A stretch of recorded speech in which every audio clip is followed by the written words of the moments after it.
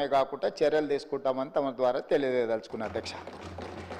అదేవిధంగా అధ్యక్ష, శాంతి భద్రతల మీద చాలాసార్లు మాట్లాడుతున్నారు, చాలా విషయాలు మాట్లాడుతున్నారు. నేను ఎక్కువ విషయాలు చెప్పదలుచుకోలేదు, కానీ గత ప్రభుత్వంలో కొన్ని దారుణమైన సంఘటనలు జరిగినప్పుడు తీసుకున్న చర్యలు, వాటి వివరాలు ఇవన్నీ కూడా ఈ సభలో చర్చిద్దామంటే మాకేం అభ్యంతరం లేదు అధ్యక్ష.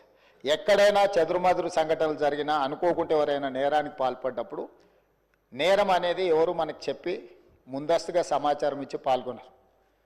నేరం జరిగిన ఎంబడే ప్రభుత్వాలు వ్యవహరించిన తీరు అత్యంత కీలకం, అత్యంత ప్రాధాన్యతతో కూడుకున్నది అధ్యక్ష. అందుకే మన రైల్లో జరిగిన సంఘటన పట్ల కానీ, అది రైల్వే పోలీసుల పరిధిలో ఉన్నా కూడా మేము తక్షణమే చర్యలు తీసుకోవడానికి అన్ని రకాలుగా పోలీసులను అప్రమత్తం చేసినాం. ఏ చిన్న సంఘటన జరిగినా రాష్ట్ర ప్రభుత్వం అప్రమత్తంగా ఉంటుంది. ఆనాడు ఔటర్ రింగ్ రోడ్డు దగ్గర వెటర్నరీ డాక్టర్ను మీకు తెలుసు అధ్యక్ష, సాయంత్రం పూట అక్కడ ఉన్న డాక్టర్ని ఆ రోజు జరిగిన పరిస్థితులు, జరిగిన తర్వాత పరిణామాలు మనం అందరం చూసినాం. అదేవిధంగా అధ్యక్ష, న్యాయవాదులు వామన్ రావు గారు దంపతులు స్పష్టంగా కోర్టుకు వెళ్ళి మమ్మల్ని చంపుతారు, మమ్మల్ని చంపే ప్రక్రియలో ప్రభుత్వంలో ఉన్నవాళ్ళు, ప్రభుత్వానికి సంబంధించిన వాళ్ళే మమ్మల్ని చంపడానికి ప్రయత్నం చేస్తున్నారు, మాకు సెక్యూరిటీ ఇవ్వాలి అని చెప్పి హైకోర్టులో పిటిషన్ వేయడమే కాకుండా అక్కడ కోర్టులో కూడా వాదించి వస్తుంటే నడి బజార్లో నరికి చంపినారు అధ్యక్ష. నడి బజార్లో న్యాయవాదులను, హైకోర్టు న్యాయవాదులను నాడు నరికి చంపితే ఈనాటికి ఆ చంపిన వాళ్ళ మీద రకరకాలుగా ఆ రోజు కేసులో ఉన్న వాళ్ళని తప్పించి ఈరోజు సుప్రీంకోర్టులో రాష్ట్ర ప్రభుత్వం సిబిఐ విచారణకు వాళ్ళు కేసు వేస్తే ఈరోజు సిబిఐ విచారణ కోసం రాష్ట్ర ప్రభుత్వం మాకేం అభ్యంతరం లేదు, విచారణకు ఆదేశాలు ఇవ్వండి అని చెప్పే పరిస్థితి. న్యాయవాదులను చంపితే కూడా ఆనాడు ప్రభుత్వము ఏమాత్రం కూడా స్పందించలేదు. అదే కాకుండా అధ్యక్ష, తమకు తెలుసు సింగరేణి కాలనీ మహేశ్వరం నియోజకవర్గం వస్తుంది అనుకుంటా, మన సంతోష్ నగర్ అవతల చంపాపేట పక్కన 6 సంవత్సరాల బాలికను గంజాయి మత్తులో రేప్ చేసి మర్డర్ చేస్తే ఆనాటి ప్రభుత్వంలో ఎలాంటి చర్యలు తీసుకోలేదు అధ్యక్ష.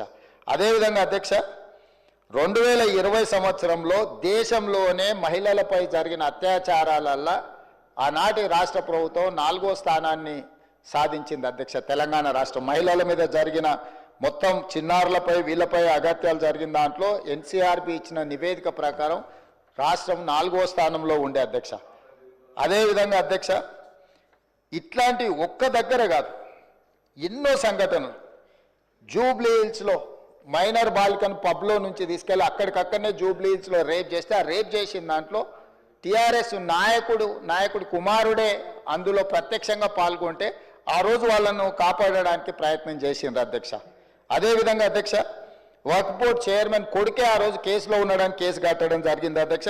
సరిగ్గా నేను ఎక్కువ దూరం వెళ్ళి ఆరోపణలు చేయదలుచుకోలేదు. ఆ రోజు ఉన్న ఒక మంత్రి గారి కుటుంబానికి సంబంధించిన వాళ్ళ మీద కూడా వచ్చిన ఆరోపణలు మీ అందరి దృష్టికి వచ్చినాయి అధ్యక్ష. అదేవిధంగా ఈరోజు ఇట్లాంటి సంఘటనలు జరిగినప్పుడు మన అందరం కూడా బాధితుల పట్ల సానుభూతితో నుండి నేరగాళ్ల పట్ల కఠినంగా వ్యవహరించడానికి సహకరించాలి.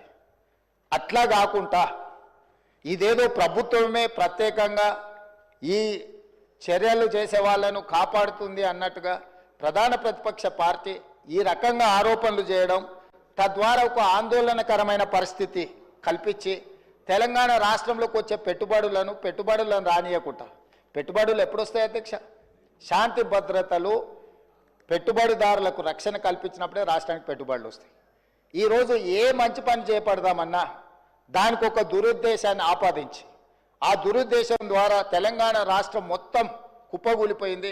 ఈ రాష్ట్రంలో శాంతి భద్రతలు లేవు, ఈ రాష్ట్రంలో మీరు పెట్టుబడులు పెట్టకండి, ఈ రాష్ట్రం దివాలా తీస్తేనే తప్ప మాకు సంతోషం కలగదు అన్నట్టుగా ఈరోజు మాట్లాడడం ఏమాత్రం సమంజసం కాదు అధ్యక్ష. ఈరోజు ఈ రాష్ట్రంలో శాంతి భద్రతలను ఆనాడు 2004 నుంచి 2014 వరకు ఏది ఎట్లున్నా హైదరాబాద్ నగరంలో ప్రధానంగా శాంతి భద్రతల విషయంలో ప్రభుత్వం ఏమాత్రం ఆనాడు రాజీ పడకుండా మేము చేసిన ప్రయత్నాలు తెలంగాణ రాష్ట్ర అభివృద్ధికి ఎందుకో అనుకూలించినాయి.